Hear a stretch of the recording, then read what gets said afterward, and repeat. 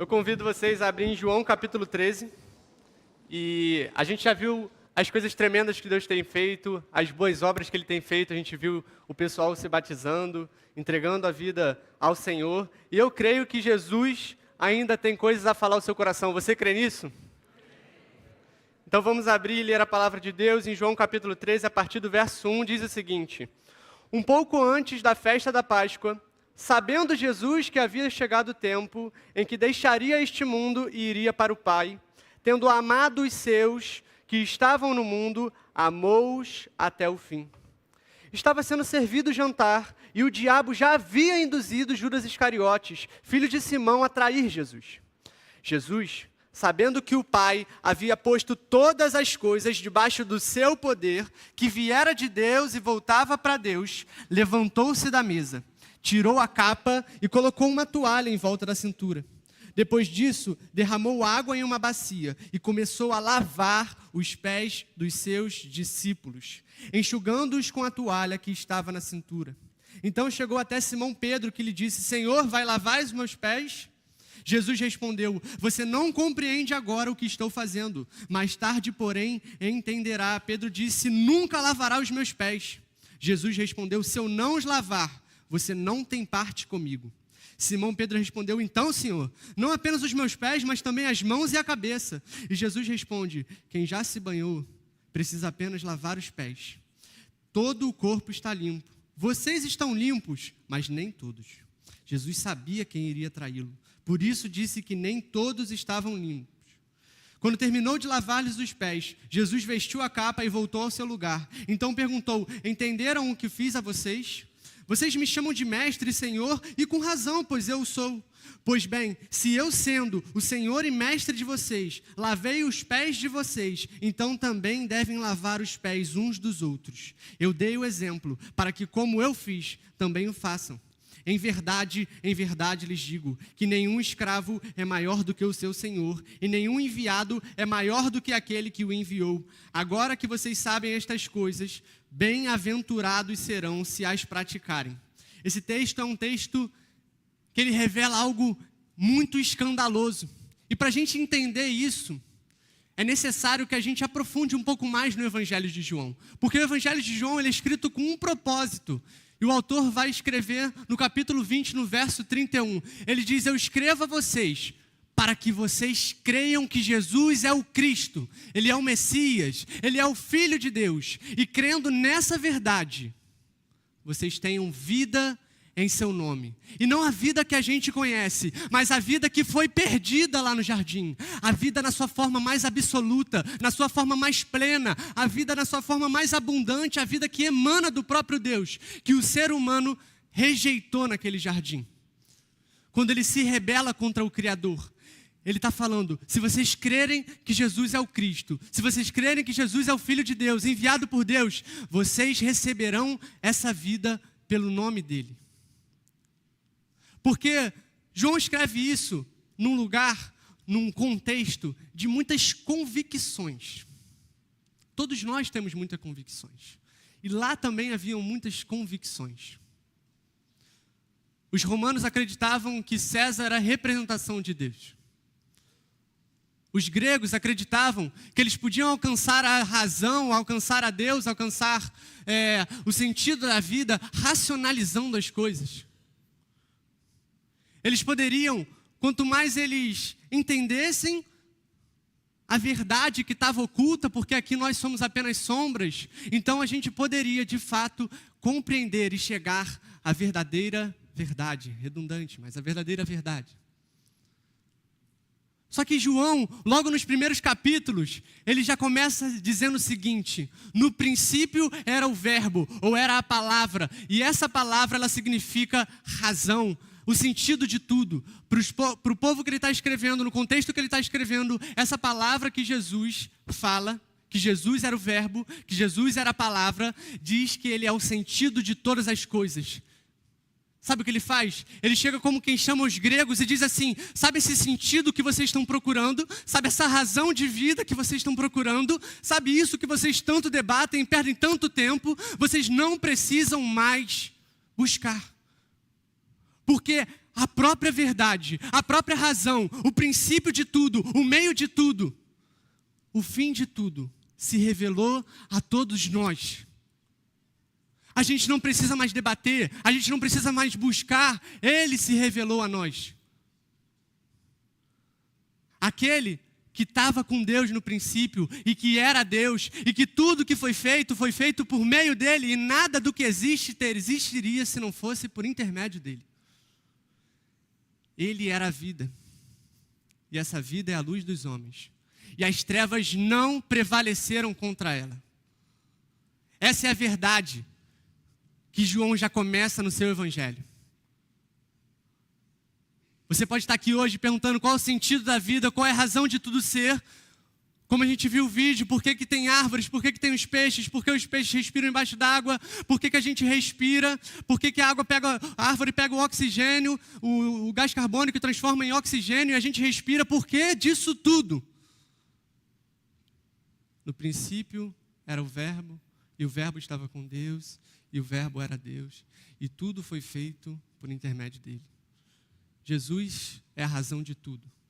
Jesus é o princípio de tudo, é o meio de tudo, ele é tudo. E é por isso que o autor vai destacar 7 discursos no seu evangelho, em que Jesus vai dizer as seguintes palavras: eu sou. Eu sou o pão da vida, eu sou a luz do mundo, eu sou o bom pastor, eu sou a porta das ovelhas, eu sou o caminho, a verdade e a vida. Eu sou a ressurreição e a vida. Eu sou a videira verdadeira. Quando Jesus está falando isso, ele tem alguns propósitos. E o primeiro dele é afirmar que ele é Deus. Porque aquele povo que ouvia essa palavra, eles sabiam muito bem o que significava eu sou. Porque eles, com certeza, lembravam de Êxodo capítulo 3, se não me falha a memória, em que Moisés, diante de Deus, pergunta: Senhor, qual o nome que eu vou falar para eles? Como se chama, Senhor? E Deus responde: eu sou o que sou. Quando Jesus fala que eu sou, ele está falando que ele é Deus. Ele está afirmando que ele é Deus. Só que ele também afirma outra coisa: eu não sou só Deus, mas eu sou o único Deus. Ele afirma exclusividade. Eu sou e só eu sou. Porque eu não sou um caminho, eu sou o caminho. Eu não sou uma verdade, eu sou a verdade. Eu não sou uma vida, eu sou a vida. Eu sou e ninguém mais é.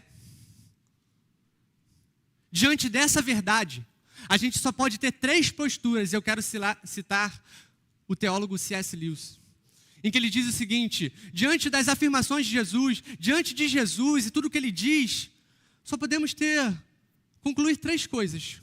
Ou Jesus é um mentiroso, porque ele afirma ser aquilo que ele não é. Ou Jesus é um lunático, porque ele acha que é uma coisa e na verdade ele não sabe quem ele é. Ou de fato, Jesus é Deus. E diante dessa verdade, meus irmãos, a gente tem que humildemente abrir mão das nossas convicções, abrir mão das nossas mentiras e nos render ao único Deus, ao único Criador. Nós não podemos encarar Jesus como um mestre da moral ou como um professor que ensina sobre amor.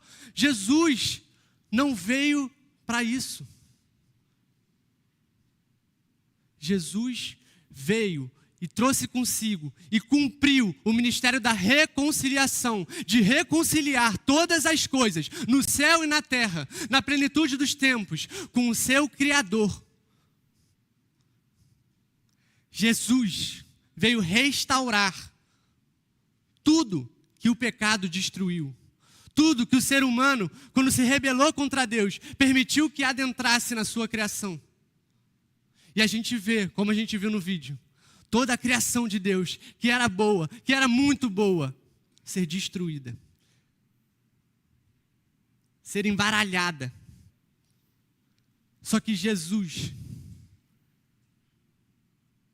ele é a revelação de como as coisas deveriam ser.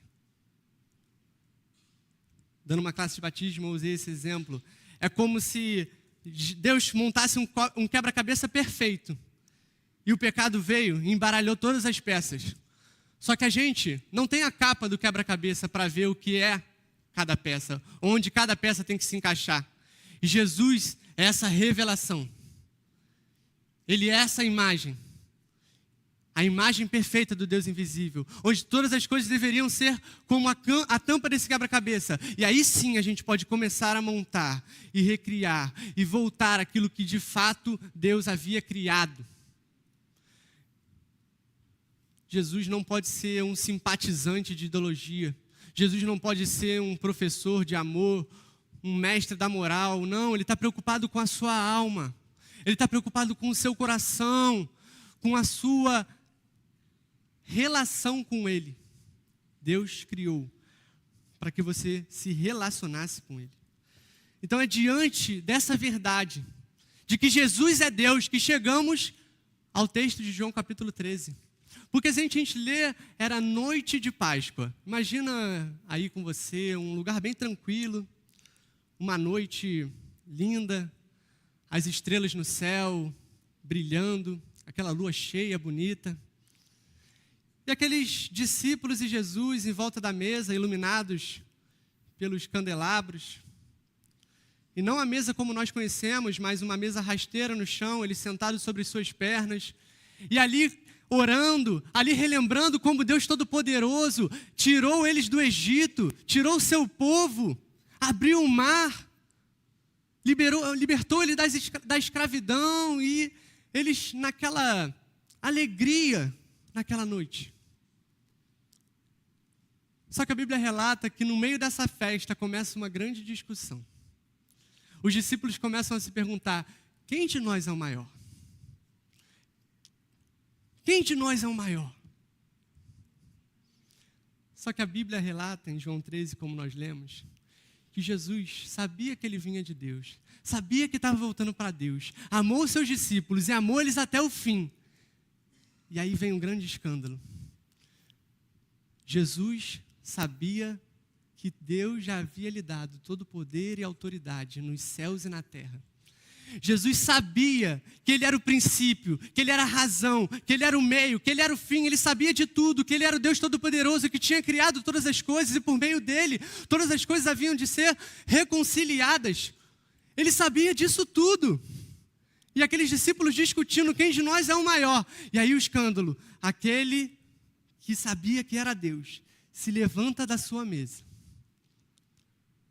pega uma toalha, amarra na cintura, pega um balde, e então se ajoelha diante dos seus discípulos e começa a lavar os pés deles. Eu não sei se vocês sabem, mas lavar os pés de alguém nessa época é a tarefa do menor escravo da casa. Gente, perceba esse escândalo. O Deus Todo-Poderoso, o princípio de tudo, o meio de tudo, o fim de tudo, se coloca como papel mais humilhante da sua própria criação. Ele podia se colocar num papel de rei, ele podia nem ter vindo, mas ele se coloca como o menor dos escravos e lava os pés daqueles que não tinham nada de merecimento. Jesus não poupou nem o pé de Judas Iscariotes. A Bíblia diz que Jesus já sabia que Judas iria traí-lo. Jesus poderia ter antecipado e falado, Judas, vai fazer aquilo que você tem que fazer, porque o diabo já induziu o teu coração. Mas não, Jesus, ainda assim, lava os pés de Judas. E não é teatro. Jesus, eu creio, ele queria, ainda assim, fazer um apelo a Judas. Tenha parte comigo. Aceite isso que eu estou falando para vocês. Para você, Jesus lavou os pés daqueles que eram os mais miseráveis homens, daqueles que não tinham valor nenhum naquela sociedade, daqueles que talvez se eles morressem, ninguém sentiria a falta deles. E Jesus, o Deus Todo-Poderoso, se ajoelha diante deles e começa a lavar os seus pés.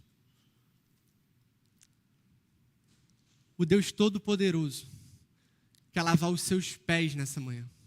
Ele quer limpar os seus pecados, para que você tenha parte com Ele, para que você faça parte da família dEle, para que Ele reconcilie no seu coração e você com o Criador de todas as coisas.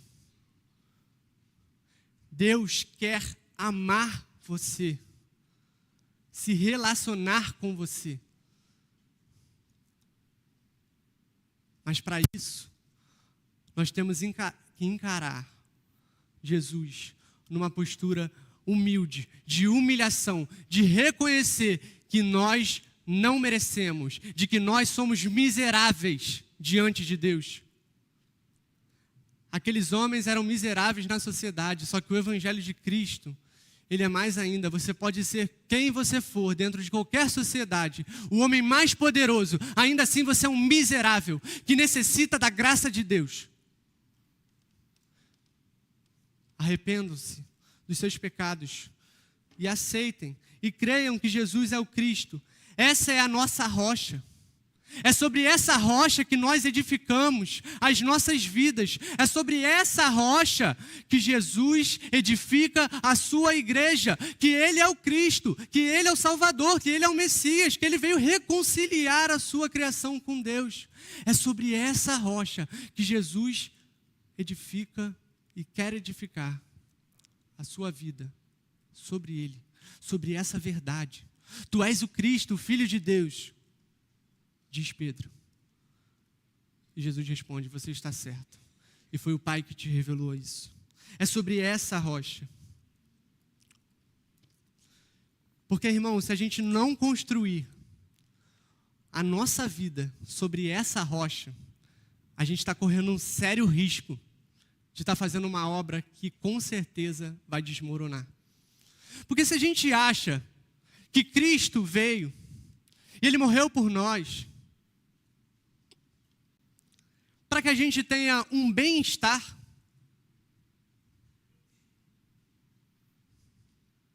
e quando as coisas não estão bem, Deus não está lá? Diga isso para Paulo, que tantas vezes foi preso. Diga para ele que se ele não tem bem-estar, então Deus não está com ele. Diga isso para Pedro, que foi crucificado, que se ele não tem bem-estar, Deus não está com ele. Ora, irmão, se Jesus fez tudo isso para que a gente tenha uma prosperidade financeira, que é o que a gente tanto ouve por aí, e quando a gente não prospera financeiramente, Deus não está com a gente? Fala isso para Paulo, que considerou todas as coisas como esterco para ganhar a salvação de Cristo, que foi açoitado injustamente, que foi humilhado publicamente. Tantos discípulos, fala isso para George Miller.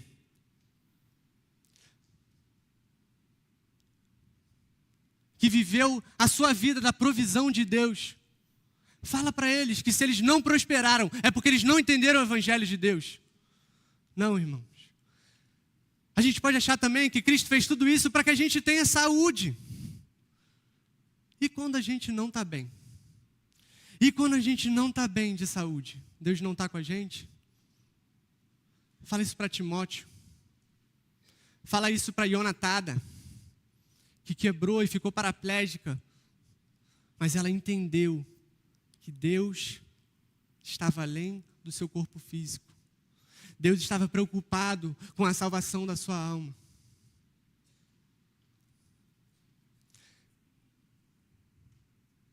Ou se Deus fez tudo isso para que somente fôssemos salvos. É verdade, Deus fez tudo isso para que fôssemos salvos. Mas a salvação é a porta de entrada. A gente viu aqui ontem na pregação do pastor Rick. Paulo vai dizer, desenvolvam a salvação de vocês. A salvação é a porta de entrada, porque se fosse para a gente ser salvo, o que a gente está fazendo nesse mundo caído? A gente já podia estar com Deus, no mundo perfeito, na glória. Mas Deus ainda tem propósito nessa terra. Só que o problema é que a gente quer ser maior que o nosso mestre. E aí Jesus, quando ele ensina que a gente tem que lavar os pés dos discípulos, a gente não quer ser como Jesus, a gente quer ser maior que ele. A gente quer sentar no banco da igreja e ser servido. A gente quer estar dentro das nossas casas e não fazer nada para o reino de Deus. A verdade é que não existe aposentadoria no reino de Deus. Se você está respirando, se você tem fôlego de vida, se você acorda e abre os olhos, é porque Deus tem propósito na sua vida. Ele tem missão para que você cumpra. Ele tem coisa para fazer através de você. Você pode ter 10, 15, 30, 40, 90, 120 anos. Se você respira, Deus tem coisa para fazer através da sua vida. Senão Ele já tinha te levado.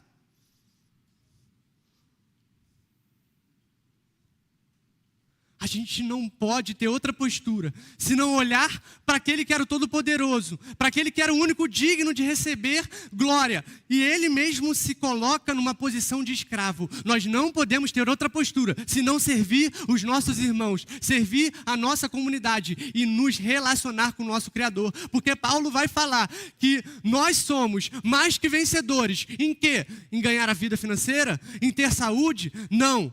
Porque nem a morte, nem a vida, nem os poderes lá de cima, nem os poderes lá de baixo, nada nesse mundo nos separa do amor de Deus. Nessas coisas somos mais que vencedores. Você é mais que vencedor, porque o Criador salvou a sua alma, reconciliou o seu coração com Ele. E aí pode vir a falência, pode vir a doença, pode vir o mal-estar, pode vir tudo, que a gente permanece firme e abalado, inabalável. A gente permanece firme na rocha. E aí pode vir leão, pode vir o que for, qualquer tempestade. A gente permanece firme, porque a gente entende que a gente não pertence a esse mundo. Como diz o autor de Hebreus, nós temos uma pátria celestial. E esse mundo é passageiro. E aí, meus irmãos, qualquer lugar é o nosso campo missionário. Porque se a gente entende que não somos desse mundo, a nossa casa é o nosso campo missionário. O nosso bairro é o nosso campo missionário. A nossa igreja também é o nosso campo missionário. Todo lugar é nosso campo missionário. Se a gente entende que Deus tem um propósito e que Ele nos predestinou para realizar as boas obras.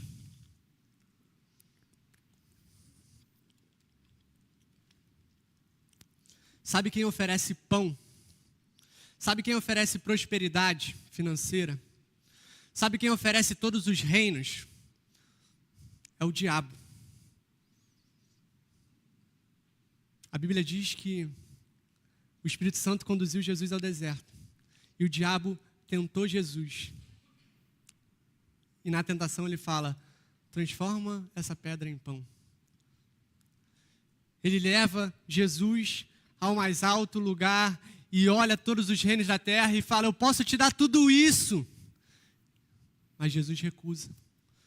E aí a gente acha que as promessas que na verdade são do diabo são de Deus.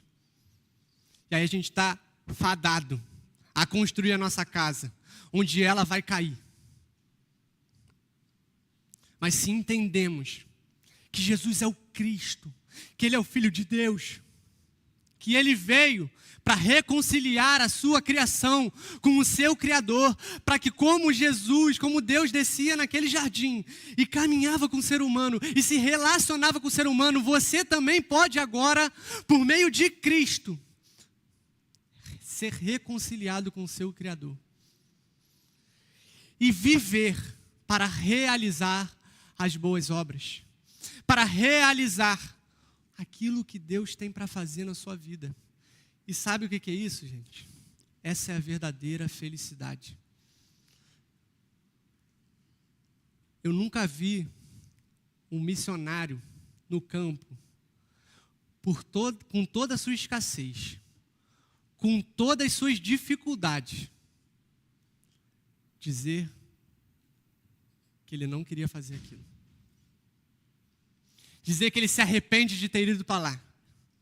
Dizer que ele se arrepende de ter seguido os caminhos de Deus. Mas eu já vi muita gente que recusou o caminho de Deus e no final da sua vida diz: eu me arrependo de não ter seguido aquilo que Deus tinha para mim. Eu me arrependo de não ter ouvido o meu chamado e respondido a ele. E aí, essa é a nossa escolha.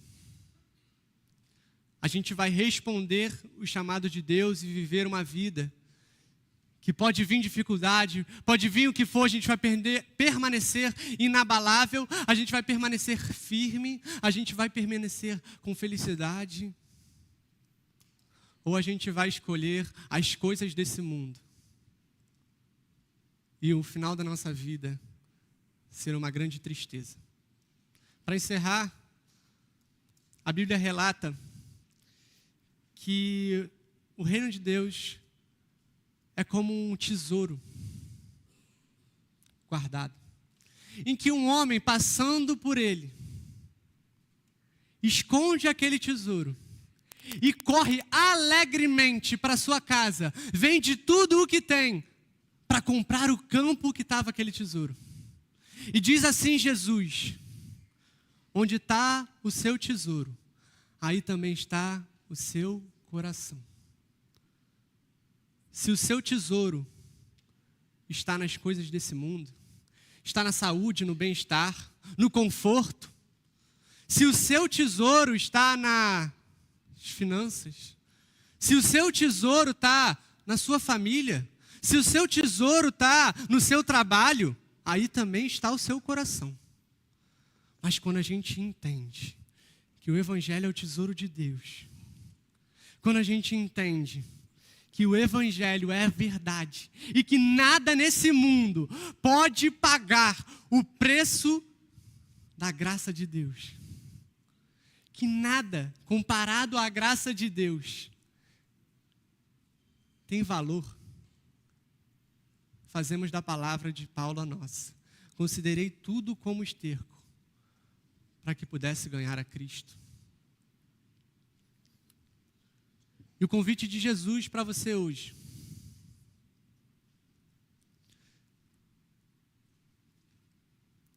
é como você vai responder. Eu quero fazer 2 convites para você. Você que entendeu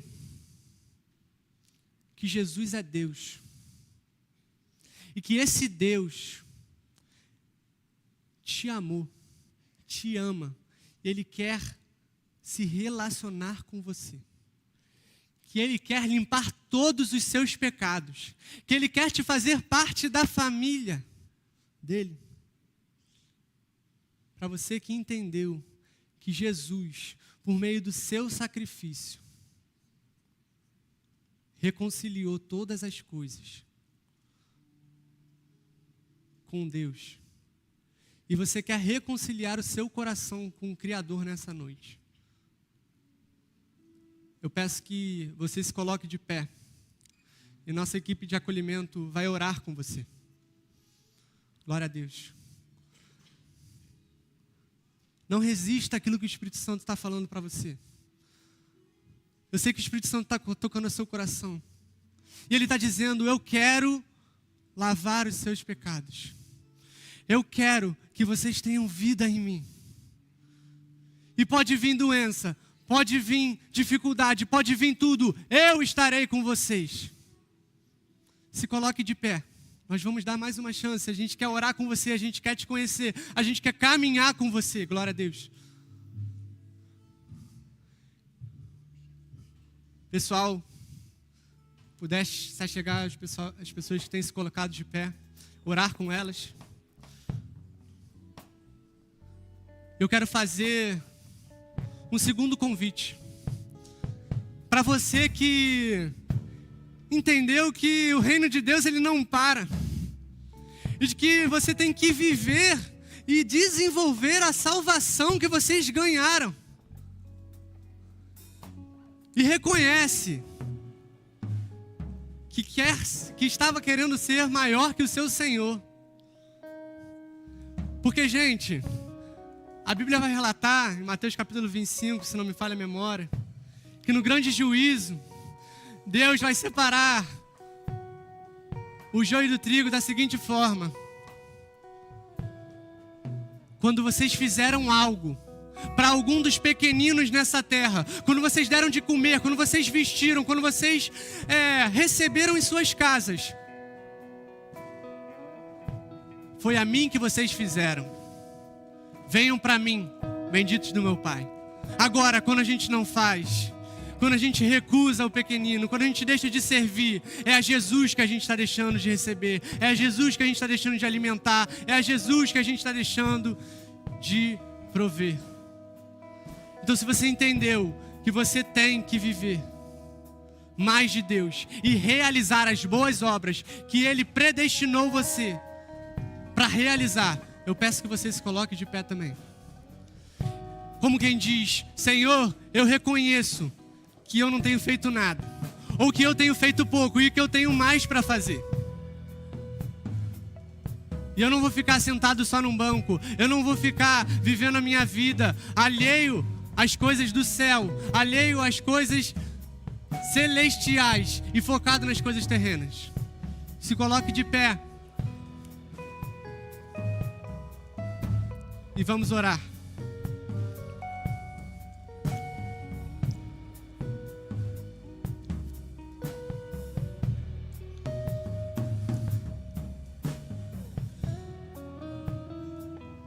Pessoal que está vendo aí, o pessoal de pé, cola junto, ora. Oremos. Senhor Deus, muito obrigado, Deus, porque você em toda a sua plenitude, Senhor, abriu mão, esvaziou-se de si mesmo, para que nós possamos ter vida em seu nome. Muito obrigado, Deus, porque nós, seres humanos miseráveis, que não merecíamos a sua graça, não merecíamos o seu amor, nós podemos receber esse amor do Senhor.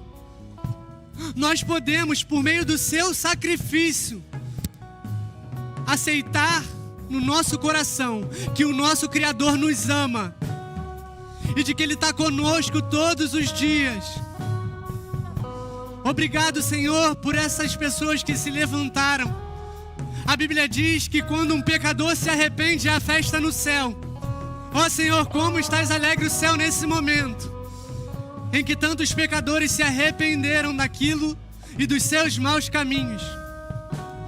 Obrigado, Senhor, por cada vida, guarda cada vida, Senhor, porque a gente sabe que o inimigo nos rodeia para nos devorar. Mas quando andamos em união, quando andamos em unidade, quando andamos juntos, Senhor, em família, nós podemos revelar que Jesus Cristo é o Senhor, é o que diz o Teu Evangelho. E que eles entendam que a vida eterna começa aqui e agora, porque a vida eterna é conhecer a Jesus Cristo e ao único Deus, diz o Senhor na sua oração.